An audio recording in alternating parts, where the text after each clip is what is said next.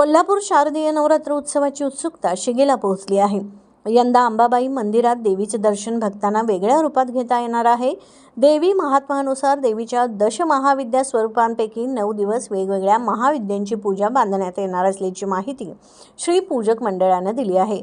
अंबाबाई देवी दशमहाविद्यांच्या विविध रूपात प्रकट होणार आहे। काली, तारा, षोडशी, भुवनेश्वरी, भैरवी, छिन्नमनस्ता, धूमावती, बागला, मातंगी आणि कमला या दशमहाविद्या शक्ती उपासनेत अत्यंत पूजनीय मानल्या जातात। या महाविद्यांच्या पूजेचं वेळापत्रकही जाहीर करण्यात आलं आहे। 22 सप्टेंबर रोजी कमला देवी, 23 रोजी बगलामुखी, 24 रोजी तारा, 25 रोजी मातंगी, 26 रोजी भुवनेश्वरी, 27 रोजी अंबारीतील विशेष पूजा, 28 रोजी षोडशी त्रिपुर सुंदरी, 29 रोजी महाकाली, 30 रोजी महिषासुरमर्दिनी, 1 ऑक्टोबर रोजी भैरवी आणि 2 ऑक्टोबर रोजी रथारूढ पूजेचं आयोजन करण्यात आलं आहे।